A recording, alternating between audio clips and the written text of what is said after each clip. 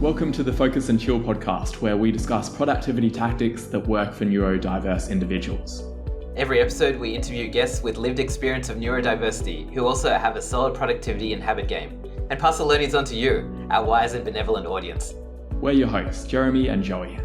I'm Joey, and I coach creatives to get moving on their most ambitious projects through the power of solid habits and strong focus.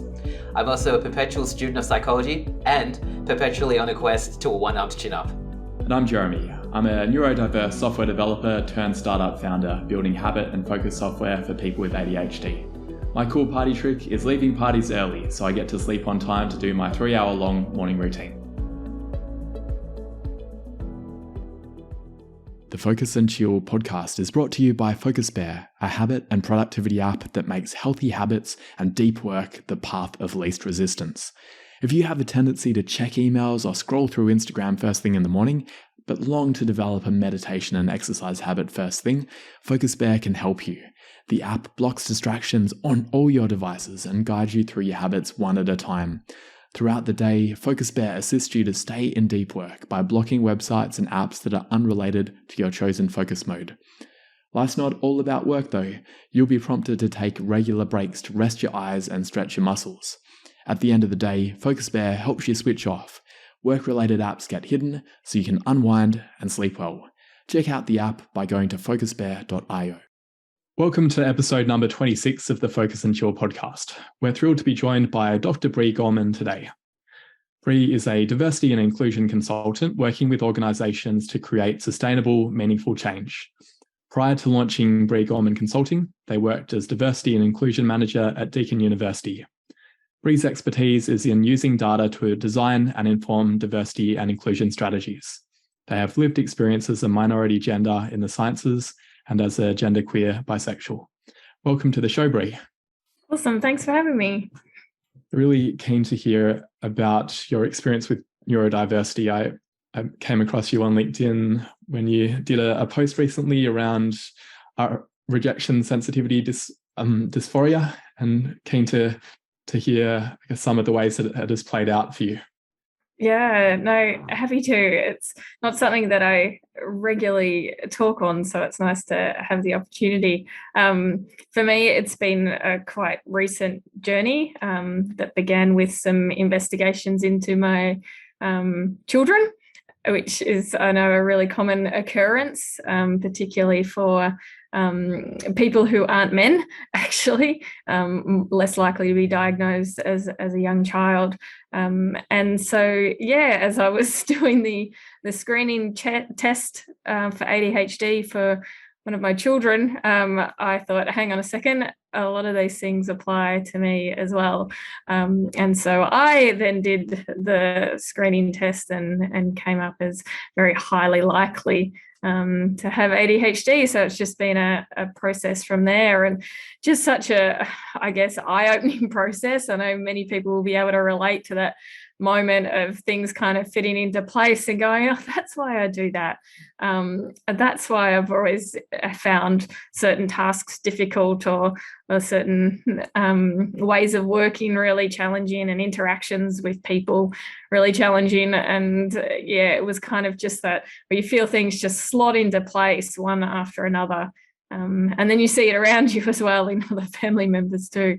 But yeah, so that's where I'm at the moment. It's not something that I usually work in professionally. I focus on diversity, equity, and inclusion more broadly, but it certainly has given me a much more insight into how we can improve workplaces too when it comes to dealing with people who do experience ADHD. Yeah, I imagine it's interesting, especially in the sciences, because that's where you came from originally. And how did you find that looking back at your previous career? Were there ways that you were able to, I guess, use the powers of hyperfocus and some of the advantageous sides of ADHD? Yeah, that was actually one of the things that made me, that had me thinking that I couldn't possibly be ADHD. I have a PhD.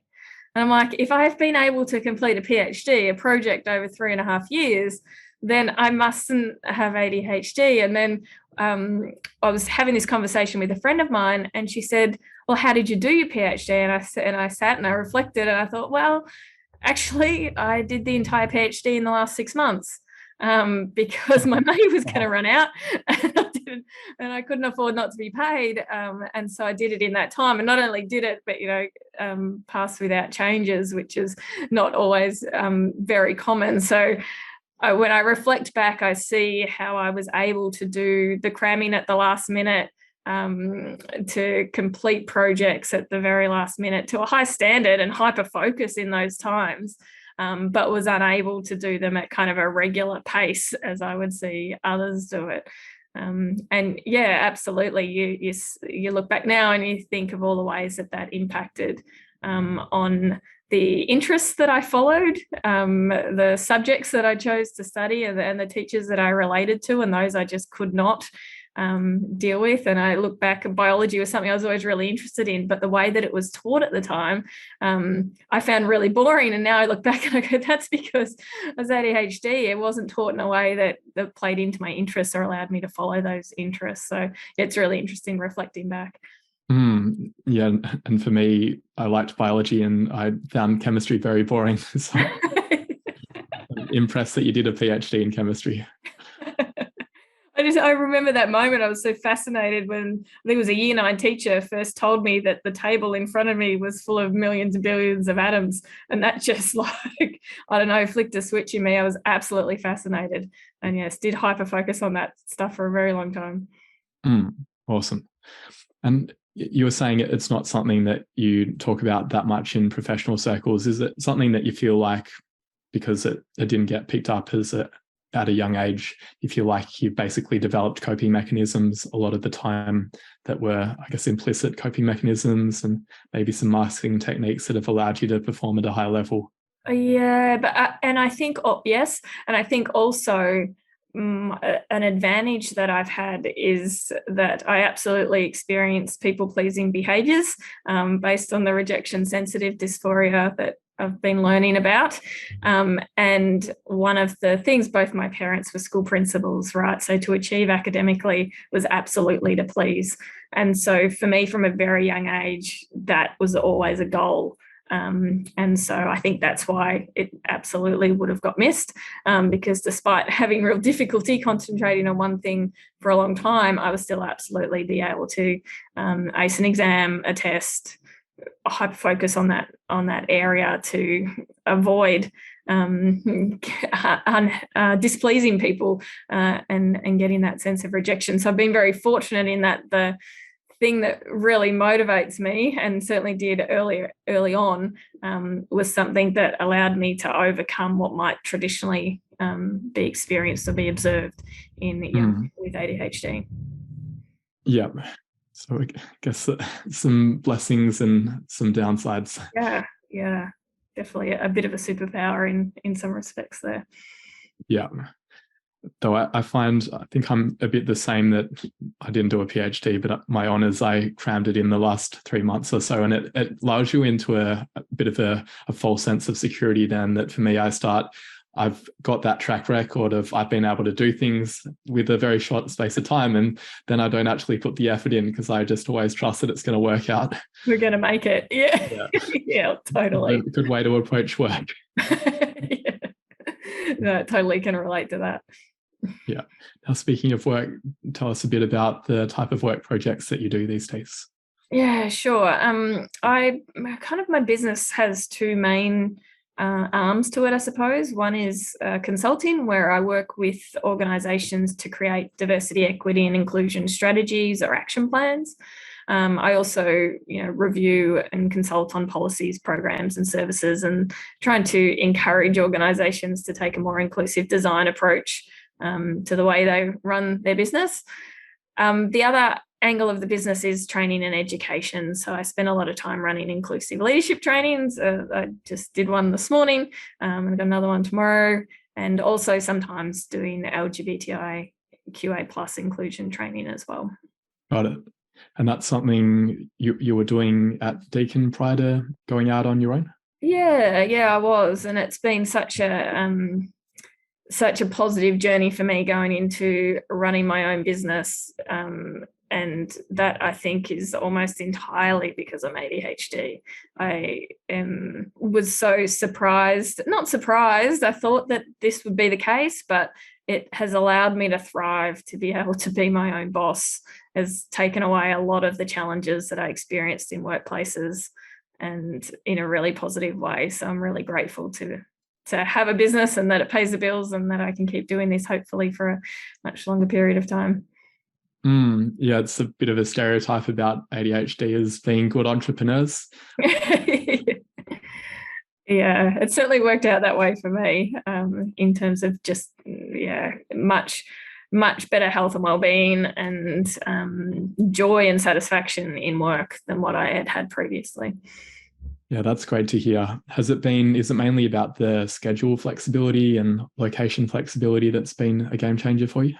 Those, and also the ability to choose the work that I do.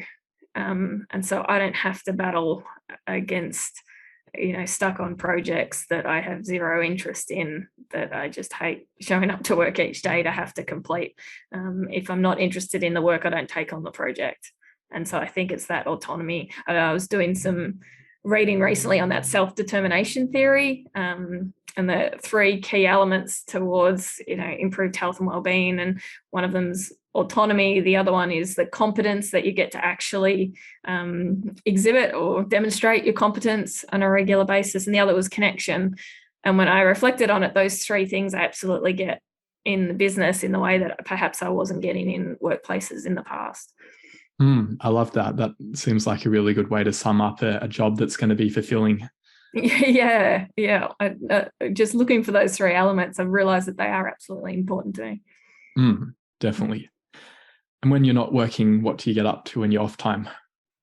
Play cricket when I can.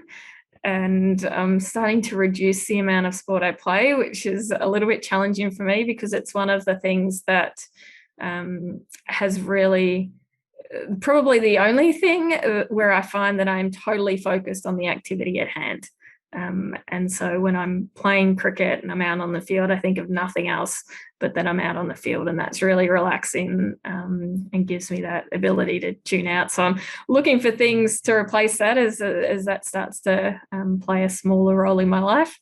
Otherwise, I listen to a lot of podcasts, because that really helps with my brain. If I'm not going to clean, I'm not going to cook, I'm not going to do any of those kind of what I see as mundane tasks, unless I've got something else that's getting me through it, that my brain is focused and interested in. And so there's a lot of podcast listening going on for me as I do those kind of mundane tasks. So they're probably the 2 key things for me at the moment. And I absolutely love the beach, so get there as much as I can. Awesome. I was going to ask you about productivity hacks, but good to hear about the chore hack there. I find the same. Yeah. Yeah. Definitely use that in a work situation as well. Podcasts, or having Netflix on at times when I'm doing those more detailed, long, what I might consider laborious tasks. Having that kind of, having something else happening in the background that I can pause and play allows me to stay seated and doing the work. Yeah. Is it things like, say, data analysis, where you're crunching numbers, or it's just very repetitive work? Absolutely, particularly the data analysis. And I'm working to kind of reduce the amount of that type of work that I do anyway, because I realize it's actually really draining for me, and I don't need to be doing that anymore. Somebody else can do it. So working to reduce the amount of that detailed data analysis that I need to do. But yes, while I'm still in the midst of a number of projects that do that, there's a lot of true crime podcasts getting listened to. Love it. And when do the cricket and the chores and the work, how do you fit that in around the rest of your day? Walk us through, say, from the morning, what does your morning routine look like? Yeah, I have an interesting relationship with the morning routine. I struggle with anything that's routine. That bores me. But what motivates me to get up every morning is food. I'm very food motivated, so I'm fortunate in that respect. So I will eat first, always, and then make my way to my desk. I'm pretty good at doing that. and sticking to that. But other than that, there's not much of a routine. Things get done quite haphazardly throughout the morning. Nice. Good to have something there to anchor you. Yeah, exactly. And we've spoken a bit about optimizing productivity in terms of for tasks that aren't that enthralling. You've got the True Crime podcast. What are your other techniques for optimizing productivity? Yeah, it sounds counterintuitive, but I play games on my phone, nice short games. So to do a level might be 20, 30 seconds. And I find if I do that, that allows me to stay in my seat, because previous to adopting that, I was just up and down, up and down, up and down. And now I stay much longer in my seat because I'll play a game and then look back at the screen and do some more work and then back to the game. So I'm not sure that's the most efficient or effective way for me to manage my attention, but it's working for now. And so, yeah, I'm adopting that as while I try to ease my way out of these kind of more long, detailed tasks that I'm having to do. Is it almost like the Pomodoro technique that you might do a certain amount of work and then break it up and play a level? Yeah, I don't really. That I tried that a couple of times, like to even, set a timer. You would do 10 minutes and then you can do a level. I just really fight against any structure like that. I find, I get angry at it. So I now just give myself permission to do it when I need to, because that's just the way my brain works. And so I might as well just go with the flow, and that feels much more relaxing to me, and I'm still getting the work done and managing. I use Trello to manage my projects and schedule them into my calendar, and so I know what needs to be done when, and because of the people pleasing, I'm not going to fail a client. So I just keep at it and kind of try to give myself as much flexibility as possible so that I don't stress myself out too much to complete something. Makes sense. What game do you like to go to?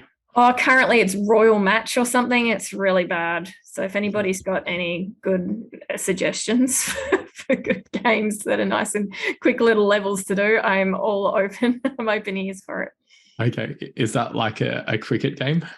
No, it's not. It sounds like it's one of those silly matching games. Oh, okay. No, maybe I should find a cricket game. I was going to ask, when you were saying that you're doing less cricket, is it because the long pauses in between innings, are they part of what you're not liking as much?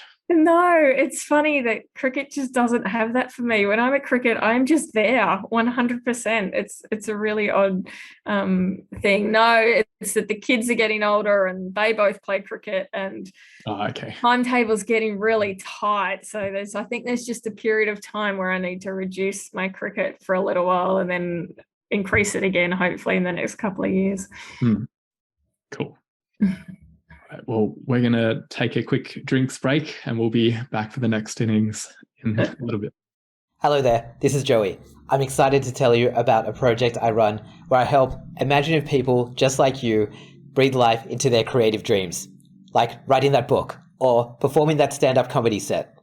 I know the first step can be daunting. I've been there many times and have helped many people on a similar journey. If you've wondered how to bring those ideas swimming around in your head to life, get in touch. We'll shrink the intimidating dragon of a goal into a cute little lizard of an achievable daily habit that you can do every day to get started and stay moving. Click on the link in the show description to get in touch. Okay, we're back, and now I'm keen to hear about a habit you'd like to introduce to your life, and doesn't necessarily have to be one you do every day. I can't do habits, and that's what really bothers me. But I realized, for me, I've always stayed quite fit and active, and that has been through team sport, because I can't exercise on my own. And I say can't, I need to change that language, because the reality is I need to now find ways on my own to exercise, because that really helps with my mental health. And so, I need to introduce a not so regular, but a habit to exercise, not in a team sport environment, which has just always been so challenging for me. So that's kind of on the list of things to try and find a way. During COVID, I did start to, so I, was doing YouTube exercise videos out of necessity, but I can get 10 days and that's about it. So that's the task I've set myself at the moment, to find some way to keep into some kind of shape. Yeah, well, 10 days is pretty good. Yeah. I was even thinking maybe with the 20 to 30 second bursts, maybe it could be okay to get up from your seat and do some star jumps or do a set of push-ups, things like that. I do that myself, and I find that's quite a good way of releasing energy. Yeah, okay. That would probably be a good replacement to the Royal Match. Depends who you're around. It might freak some people out, but you're working from home. Yeah, working from home, so it should be fine. That's a great suggestion. How about in the evening? How do you switch off at night? I'm fortunate in a way that I wake early, so sleep times are not so much of a problem for me. My head hits the pillow, and these days, didn't used to be the way, but I'm pretty much asleep. And so I need to learn to switch off more in the middle of the night when I do startle or awaken. But at nighttime, I find it really quite easy, which I know is not a typical experience for ADHDers. So I recognise the privilege I have there. Yeah, I'm similar. That waking up early seems to be a really good way to actually force my body to go to sleep. Yeah. Do you have any rituals that you do in the lead up to sleep? No, not really. No, every night's kind of a little bit different. Not really. Cool. On your LinkedIn, I've been seeing a lot of books that you've been saying that you've been reading. Are there any books or all-time favorites in terms of books, philosophies, sensory toys, apps, anything like that you found helpful for you? For me, it's absolutely reading and listening to the Eckhart Tolle plethora of information around, particularly for me. I'm not a very spiritual person, and a lot of Eckhart stuff can get very spiritual. But for me, just the different way of looking at emotions to help me with my emotional regulation, particularly when I'm parenting. I think that's the biggest challenge to me with my brain and the way it works and the way my emotions flare up. Is definitely parenting is the biggest challenge I've ever experienced from that angle. And the Eckhart Tolle books just really changed me as a parent and as a person, and allowed me not to in any way reduce the emotions that I experience, but just to recognize them differently, not feel that they always have to be fixed, not feel that I actually have to act on them, and that sometimes now I manage to just take the time to let them pass, which has always been a real challenge for me. So I think out of everything, it was definitely those books that changed my perspective on life and gave me some tools I can use to stay a lot calmer and more regulated more often. Love that. I've always wanted to actually consume his material, but I tried listening to one of his audiobooks and I found it too slow. Do you read them, or is that something that you do an audiobook as well?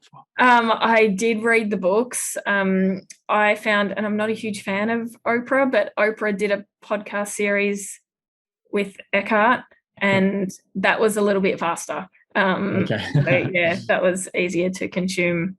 Okay, I might have to try that. Give it a try. I think it's a New Earth podcast or something. And I found that easy to do while I was walking. Okay, very good. Because I think I was listening to not The Power of Now, but some kind of workshop that he was doing. Yeah. And it seemed like he was interspersing mindfulness practice in with the actual reading of the book. And it was just, I was trying to clean the shower while I was listening to it, and it was too slow even for that. But I'll find something else instead. That sounds challenging. I've listened to some of his YouTube videos and I've found the same thing. 20 minutes later, I'm like, oh, that's still on. What's that? No, definitely reading the books helped for me. Cool. Right, and last two questions. Where can people connect with you? You can find me on LinkedIn.